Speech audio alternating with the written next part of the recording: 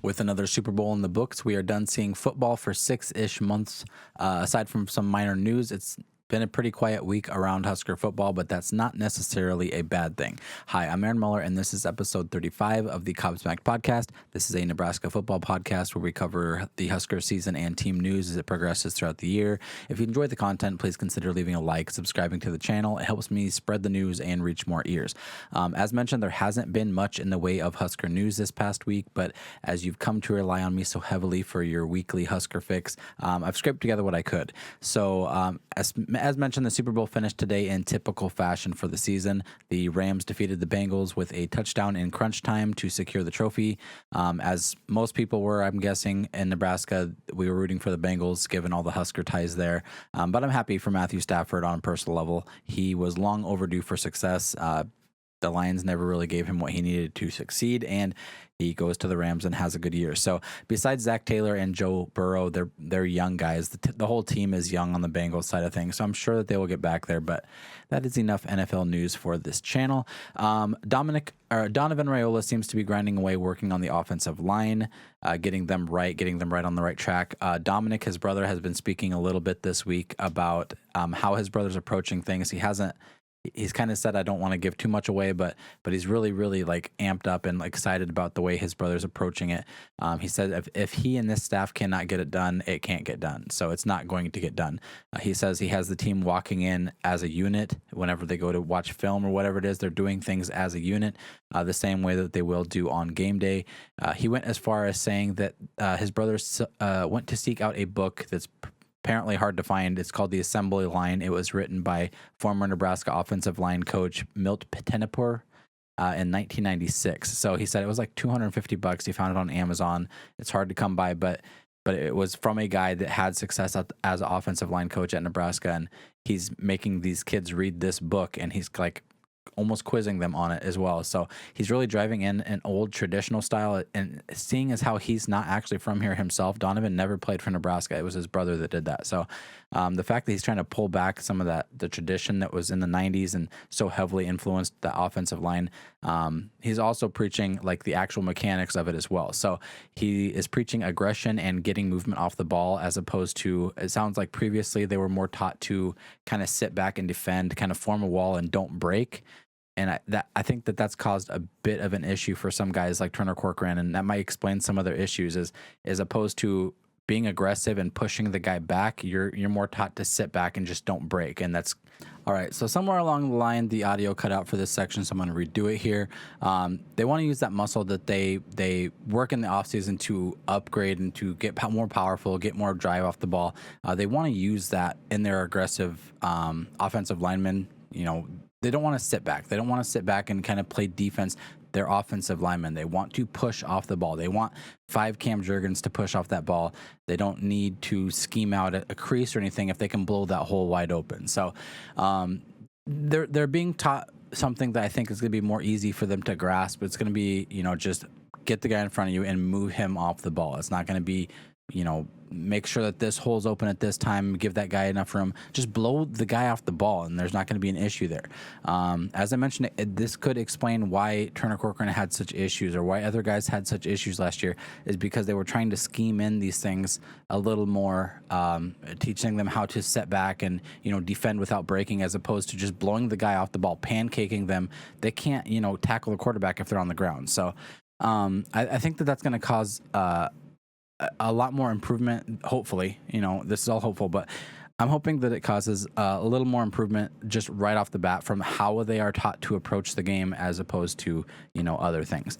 In other Raiola news, Dylan Raiola is Dominic's son. He transferred to a high school in Arizona. He is 6'3", 210 pounds. He's a quarterback from Texas. He will be going to into his junior season this next fall. So some people were speculating that maybe he'll come to Lincoln because his uncle's coaching at Nebraska and because his dad played here, that he will come to Lincoln and finish out his high school career and then hopefully enroll at University of Lincoln in 2024. he still has a chance to play for the Huskers, but as far as him coming to Lincoln for his high school career, it's just not in the cards right now. So, in other news, the Board of Regents voted unanimously to allow the sales of alcohol at sporting events. They voted and said it's allowed now, not necessarily that it will happen. That reverses a decision dating back to 1999 that banned the sale of alcohol. President Ted Carter did say that it wouldn't go into place this fall at Memorial Stadium. It sounds like they're going to try to implement it at a wrestling events here this spring. And I assume baseball would have it as well, but it doesn't sound like Memorial Stadium is going to get it. And I'm guessing that has something to do with how they're trying to renovate the facilities and things at Memorial Stadium and trying to figure out what they're going to do there. To much people's dismay, there's not going to be any alcohol at Memorial Stadium this season, but looking forward, it looks like that is going to be a thing. As part of the review process as well, the board is looking at potentially eliminating grandfathered in seats. So there's a lot of people living in Nebraska. You hear about, oh, my uncle has tickets, that we've had forever in the family. So families have had access to tickets that they've had the same seats for decades, and they've had kind of a discount on it because they don't have to pay the full donation fee for those seats because they've held on to them for so long. So it sounds like they might be considering eliminating those. Trev Alberts is talking that yes, it would allow more people equal opportunity to purchase those seats and buy them at the same amount of money. But that might displace some of the most loyal supporters that the Nebraska fan base has. So that's something that the university has historically taken very seriously. We're one of the last schools to have those grandfathered in that policy as having grandfathered in seats. We're one of the last schools to have that. I believe Michigan has that and Iowa maybe. But that's part of the reason that we have the best fans in college football is because the university really does respect, what the most loyal of us have to do. So I say us as if I had seats, but I do not. But the most loyal fans have gotten potentially preferential treatment, in the past. And I think that they're going to take that very seriously in making that decision because the people that are actually going to the stadium are true, they kind of grew up with this fan base instilled into them. So as Will Compton always says on his podcast, this shit is generational. It's not something like you grow up and you're like, oh, now I'm a Husker fan. You kind of grow up a Husker fan. Your parents were Husker fans. Their parents were Husker fans. It kind of is inherited this way when you're from here. So in other news as well, in another attempt to rekindle some kind of relationship with the Omaha area, Scott Frost took the entire coaching staff to an annual Omaha coaching clinic. It's an effort to open a stronger link to the Omaha kids at the high school level. So we've kind of had issues with them in the past, and I was kind of trying to figure out why that is because we do get some kids from Lincoln, more often than we get kids from Omaha, and why is that the case when they're very similar as far as size and culture goes? But Lincoln obviously has the program in Lincoln and Omaha does not. So although Omaha is technically in Nebraska, and I can attest to this being from Columbus, people go to Omaha all the time to, go to the mall or whatever, but it's because it's a completely different culture. It's like it is a big city in an otherwise rural state. You can't go into Western Nebraska and find an Omaha there. There's not anything like that. Omaha is the biggest city in Nebraska, and it's almost like a cocoon of culture. That's terrible. The rest of the state has culture too, but it's different. It's a different culture. And so the kids there don't have the loyalty that the rest of the state has, or that even Lincoln has, because Lincoln does have the program there. They almost don't feel like they're from Nebraska. Like Council Bluffs, Omaha seems like its own little cocoon, and then the rest of Nebraska is a separate thing. So I feel like this is a good step forward for the Scott Frost, administration to kind of reconnect with those high school coaches in Omaha and reconnect with those kids and kind of make like another line to remind them that, hey, we are still here. We're right next door in Lincoln. So I hope that that's another step forward to keeping in-state kids in-state. As they mentioned, they said that there's 2 Outland winners and 2 Heisman winners that have come out of Omaha in the past. And so we need to stop missing on big names like that, big guys like that. Obviously, not everybody is going to be there. Nebraska doesn't have as rigorous of a high school competition that like Texas or California or Florida has, but we still have some big guys that are going to be good for us in the future that hopefully this is a step forward to bringing them back home. As far as I mentioned, so as I mentioned, the news was fairly limited. I wanted to talk about something, and I was kind of pulling at straws this week, trying to figure out what to talk about. I could have talked about, the staff salaries and their contracts. Those have kind of been released publicly. I wanted to talk about NIL deals, which that's eventually what I settled on. But as I kind of got into this, it's harder than you'd think to find out information about NIL deals as far as college athletes go. So I wanted to talk about how it might impact Nebraska as a whole, not just individual players, but the Nebraska football program as a whole, in combination with the transfer portal as well. So obviously the kids coming out of high school, you're going to want to tell them like, hey, there's opportunity here for you to make, brand deals, but the transfer portal as well. So if you have like a Casey Thompson coming from Texas and you can see that, he's going to be a big name coming in from another school. He's already a star and he hasn't even taken a snap yet. He's obviously going to get, the bigger deals that are going to be offered. He's going to get those. So, how lucrative does that make the fan base for Lincoln look as a destination for the transfer portal? And I feel like the students that do get those bigger draws, so Casey Thompson I mentioned, how is that going to impact the students that are around him? So in his case, Casey Thompson could take the offensive line out for stakes after a no-sack game, like some kind of incentive. Like he has the money now to do that, whereas probably in the past it wasn't feasible for a college student to take out, and drop $1,100 on a weekend to go take some guys out for steak and, whatever it is. That just wasn't a thing you could do because he was probably struggling to get by himself just on the scholarship money. So how does that impact the team as a whole? How does that impact the recruiting out of high school? How does that impact the transfer portal? So as I mentioned, doing the research on that was a little more hard than I thought it was going to be because I wanted to get accurate numbers for as far as like, how much did Adrian Martinez make last season or how much did Austin Allen make last season?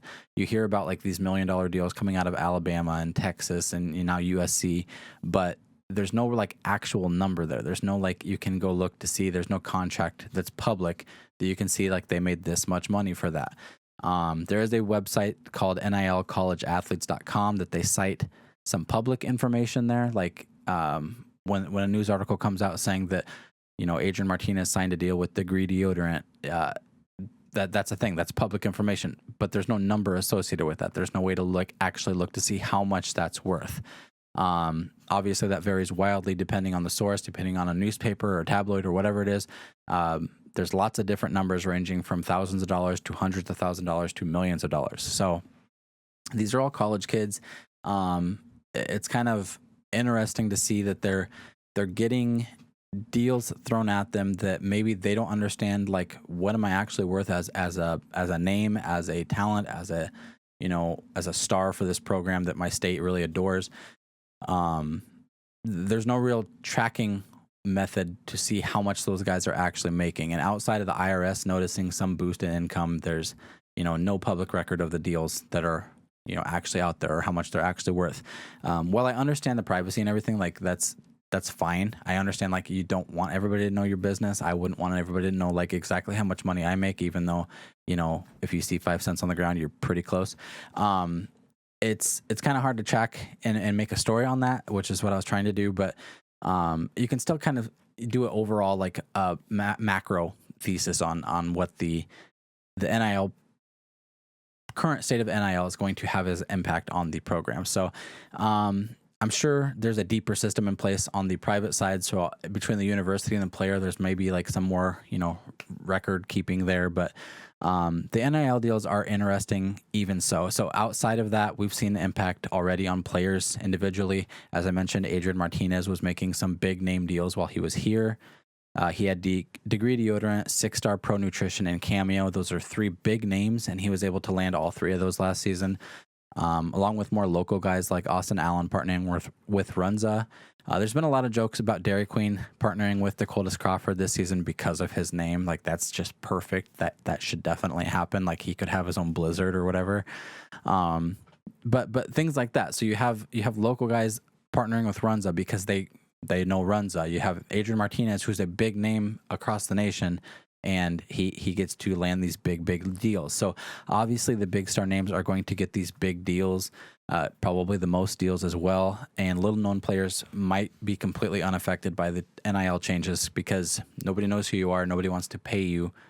You know, you're not going to pay to advertise in a rural country town. You'd rather put it in front of somebody who's going to garner more views. So I did see some articles about teams like BYU and Miami out of Florida. They're obviously Miami's a big school. BYU is not necessarily a big school, but they have a big fan base.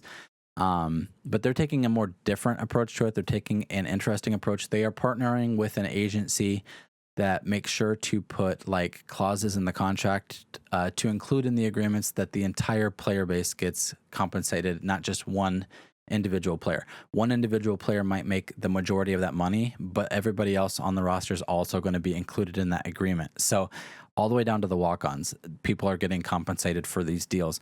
And I can kind of see that as a double-edged sword. While there is indeed upside there, like everybody gets to eat at the table, it gives significant advantages to teams with big money bases. Miami has a big money base. They have a lot of following. Nebraska has a big following.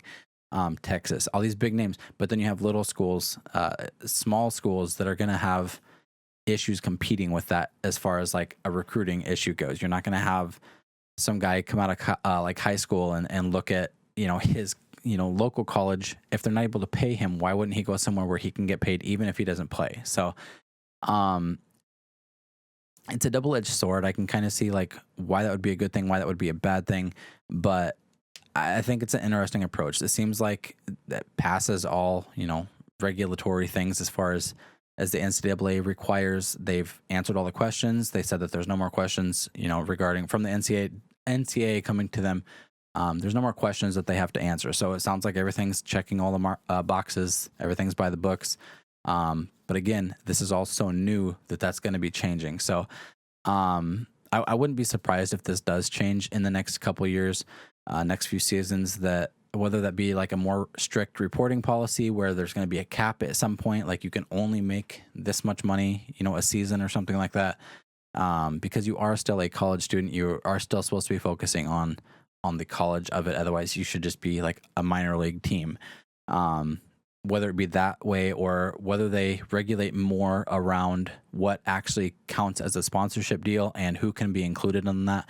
So if they do start to say like a sponsorship deal should be between a corporation and an individual, not a corporation and a team. I don't know how. I'm guessing there's going to be some kind of regulatory changes as far as NIL deals go. I did think that. So one way that NCAA football is coming back to the video game, one way that could happen is that the NCAA football could offer like every player that is in the game gets a certain, like $1,000 or something. The game's going to make a ton of money anyway because we've been waiting so long for another NCAA to come out. But that was the whole reason it stopped, is because they couldn't use player names anymore because they got sued for it. So if they would say, we're going to give the NCAA $20 million to disperse among all the players, and then we can use all the players' names, that would be something. But again, they're going to have to regulate around that to see, if major deals like that can happen, where just kind of like spread shots and hits everybody at once. Either way, there's lots of opportunities for the big and small names alike to bring in some cash. Nebraska's fan base has long been a big draw for recruits anyway.